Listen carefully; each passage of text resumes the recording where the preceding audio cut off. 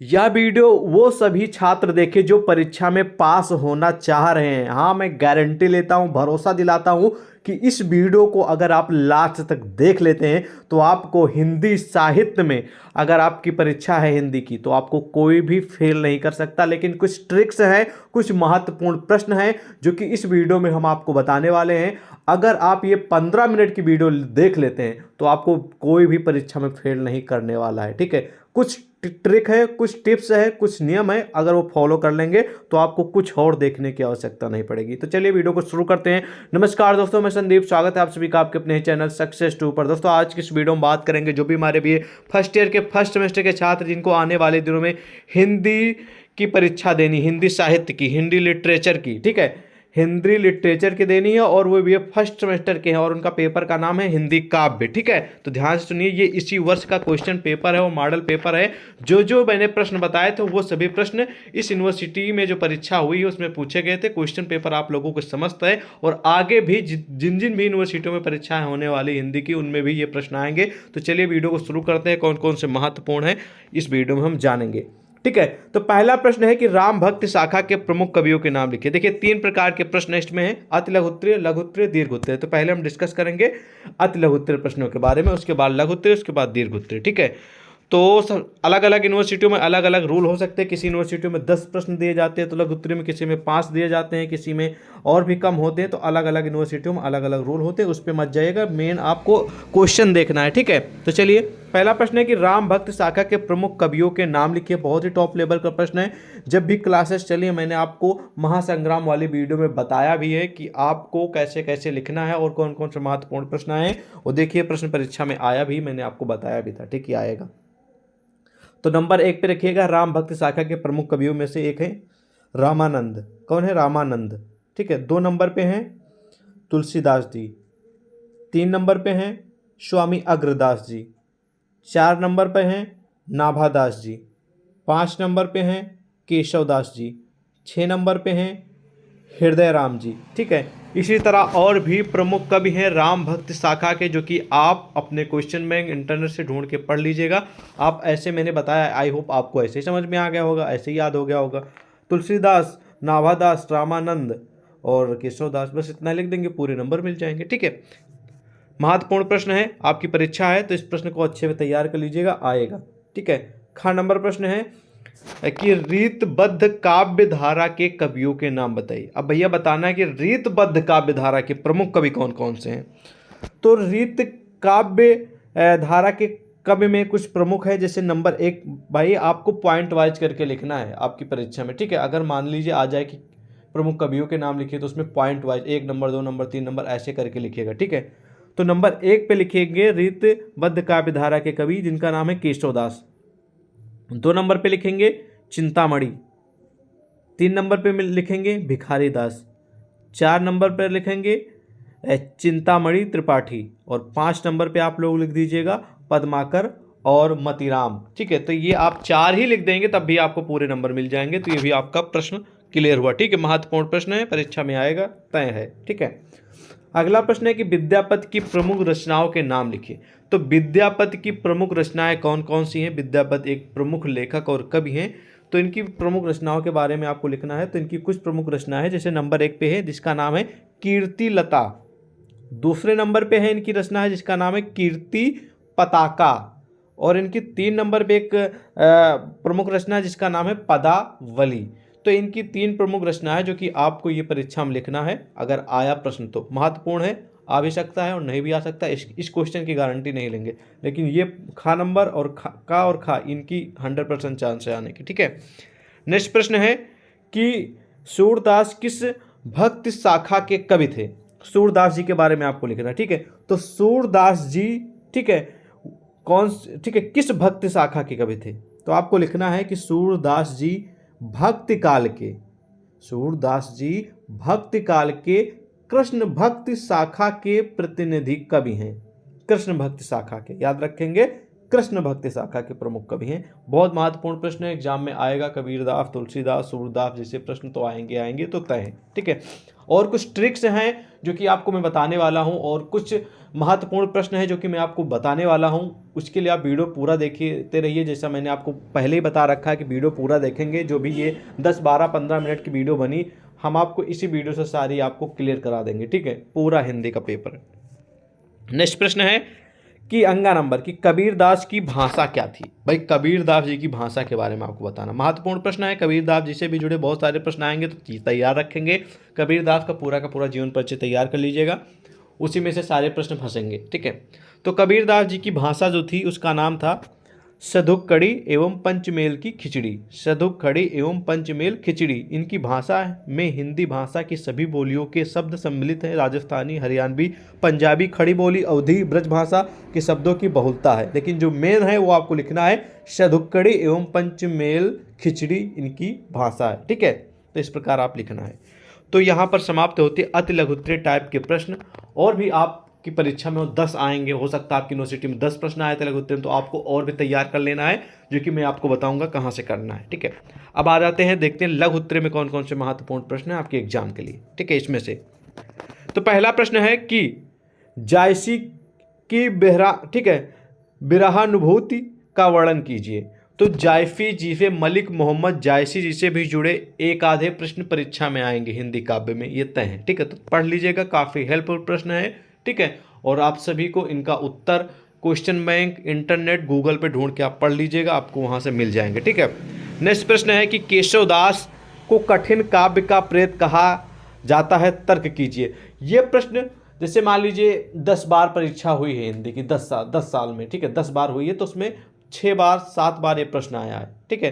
तो मतलब ये प्रश्न आपकी परीक्षा में आ भी सकता है, नहीं भी आ सकता है, लेकिन इस बार 2023 में ये प्रश्न आया है। इसी वर्ष का मॉडल पेपर, क्वेश्चन पेपर है, जो कि इस बार आया, तो आपको तैयार करना बनता है, ठीक है। ये अगला प्रश्न है कि गोरखनाथ के अनुसार मन की चंचलता कैसे समाप्त होगी। तो गोरखनाथ से भी जुड़े एक आधे प्रश्न आएंगे, इनके बारे में भी आपको तैयार करना है, अभी महत्वपूर्ण प्रश्न है, ठीक है। नेक्स्ट प्रश्न है जो कि टॉप लेवल का है कि विद्यापति भक्त हैं अथवा श्रृंगार के कवि, स्पष्ट कीजिए। कहने का मतलब कि जो विद्यापति कवि हैं ये भक्त हैं या फिर एक श्रृंगार के कवि हैं, ये आपको स्पष्ट करना है कि ये क्या है वाकई में, या फिर दोनों हैं, ये आपको इसके बारे में बताना है। तो विद्यापति जी से जुड़े जो कि लेखक हैं, कवि हैं, इनसे जुड़े करीब 5 से 8 नंबर के, आप 5 से 8 नंबर के बीच में क्वेश्चन आएंगे, ठीक है। तो आप अगर इनके बारे में तैयार कर रखेंगे तो आपको काफ़ी हेल्प मिल जाएगी आपकी परीक्षा में, ठीक है। और एक और प्रश्न है विद्यापति जी से ही जुड़ा कि विद्यापति के काव्य ठीक है, सौठव का वर्णन कीजिए। तो इसके बारे में पढ़ लीजिएगा, हमेशा नहीं आता, इसको इग्नोर भी कर सकते इस प्रश्न को। अगला प्रश्न है कि महादेवी वर्मा के काव्य में, ठीक है, विरहानुभूति पर एक संक्षिप्त निबंध लिखिए। हो सकता है आपकी परीक्षा में आ जाए कि महादेवी वर्मा का जीवन परिचय लिखिए। हो सकता है आपकी परीक्षा में आ जाए महादेवी वर्मा के जो प्रमुख रचना है जिसका नाम गिल्लू है, उससे संबंधित प्रश्न आ सकता है। तो महादेवी वर्मा जी से भी जुड़ा एक प्रश्न जरूर आपके एग्जामिनेशन में आने वाला है, तो इसको भी प्रिपेयर कर लीजिएगा, ठीक है। टॉप लेवल का प्रश्न है। अक्सर महादेवी वर्मा के काव्य के बारे में, या फिर इनकी जीवन परिचय के बारे में, या फिर इनकी एक रचना है गिल्लू, उससे संबंधित प्रश्न आते हैं अधिकतर परीक्षा में, तो आप लोग अपने हिसाब से पढ़ लीजिएगा, ठीक है।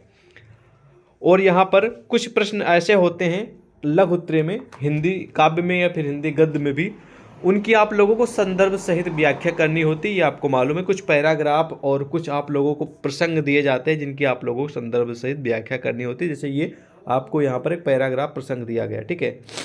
तो यहाँ पर आपको इसका संदर्भ सहित व्याख्या करना है कि ये जो लेसन है, सॉरी, ये जो आपका पद्यांश है, गद्यांश है, या फिर जो ये दोहा है, कुछ भी हो सकता है, तो उसका आप लोगों को बताना है ये जो है, ये शब्द है या फिर पैराग्राफ है, किस लेसन से लिया गया है, इसके कवि कौन है, और ये मतलब, और उसके बाद मेन पॉइंट में तो आपको संदर्भ में यही लिखना है कि ये किस लेसन से लिया गया है और इसके प्रमुख कवि कौन है, ठीक है। और प्रसंग में आपको लिखना है कि इस जो पद्यांश दिया जाता है या फिर पैराग्राफ दिया जाता है, उसमें ये जो पैराग्राफ दिया गया है इसका मतलब क्या है, वाकई में इसके बारे में क्या है। उसके बाद व्याख्या में आप लोगों को इसकी हिंदी अनुवाद में लिखना होता है, ठीक है, इसका हिंदी अनुवाद लिखना होता है इन शब्दों का। ओके, तो यहीं पर एक और पैराग्राफ दिया गया है, जैसे उसके बारे में आपको नहीं जानकारी कि वो कहाँ से लिया गया, उसके कवि कौन है, तो ये भी पैराग्राफ या फिर ये भी आप लोग दोहा यहाँ पर इसका अनुवाद कर सकते हैं, ठीक है, उसके बारे में लिख सकते हैं। इसी तरह करीब करीब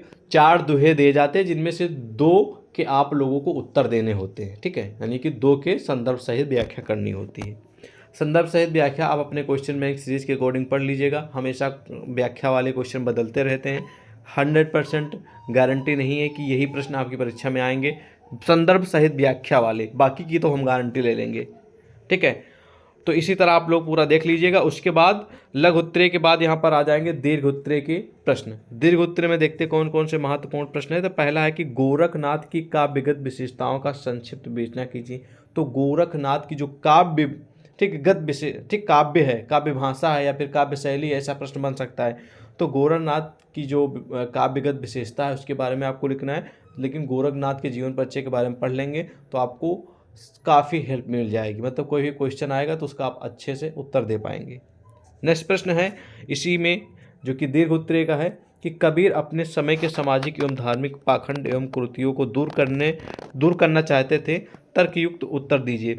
कबीरदास जी एक समाज सेवक भी थे, ठीक है, और धर्म का प्रचार प्रसार करने वाले भी थे, ठीक है।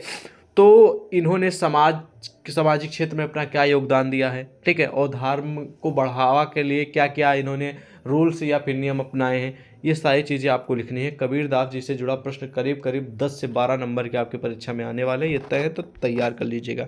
नेक्स्ट प्रश्न है कि पद्मावत महाकाव्य में नागमती का विरह वर्णन अद्वितीय है, सिद्ध कीजिए। तो पद्मावत से भी जुड़ा प्रश्न आपकी परीक्षा में आने वाला। पद्मावती एक रचना है, ठीक है, तो इससे जुड़े भी आप लोगों की परीक्षा में प्रश्न आएंगे। पद्मावती रचना के साथ साथ महाकाव्य है, ठीक है, तो इससे जुड़े प्रश्न आपकी परीक्षा में आने वाले हैं। इसमें जो पात्र हैं नागमती, इनके विरह के, इनकी जो समस्या थी, ठीक है, उसका वर्णन आप लोगों को करना, बहुत ही टॉप लेवल का प्रश्न है।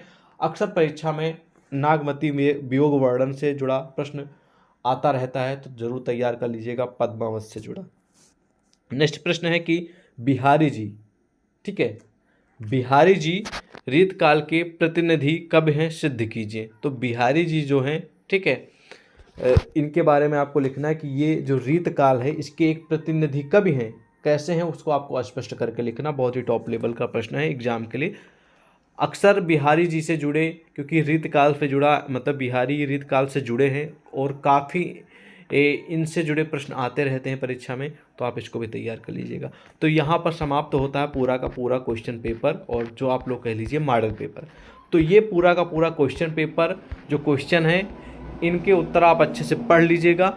इस वीडियो से आपके कम से कम 20 नंबर पक्के हो जाएंगे, और जो मैं आपको ट्रिक और टिप्स बताने वाला हूँ उसको ध्यान से समझिए, ठीक है। हमने बहुत ही हार्ड वर्क करके हिंदी काव्य के लिए मैंने एक महासंग्राम वीडियो बनाई है। उसमें मैंने ये गारंटी ली है कि इस वीडियो को देखने के बाद आपको कोई अन्य वीडियो को देखने की आवश्यकता नहीं पड़ेगी। हिंदी का दी इंड है, हिंदी काव्य का दी इंड है। उस वीडियो में जितने प्रश्न बताए गए उन्हीं में से आपकी परीक्षा में प्रश्न आने वाले हैं। तो प्ले लिस्ट मैंने बना दी है, चैनल पे जाइए, वहाँ पर प्ले लिस्ट मिल जाएगी। बीए फर्स्ट सेमेस्टर हिंदी लिखा होगा, उस प्ले लिस्ट में आपको कई सारी वीडियो मिल जाएंगी। अगर आपकी इच्छा है तो सारे वीडियो देख सकते हैं, अदरवाइज एक महासंग्राम करके वीडियो है वो देख लीजिए। आपको उसी वीडियो से सारे प्रश्न परीक्षा में आएंगे। आप देख लीजिए, एक बार ट्रस्ट करके देखिए, अगर ना आए तो बताइए, क्योंकि हमने जितने भी राजनीति शास्त्र, समाज शास्त्र, जितने भी अन्य सब्जेक्ट के महासंग्राम वीडियो बनाई है, सब प्रश्न उसी वीडियो से आ रहे हैं, आप उठा के देख लीजिए।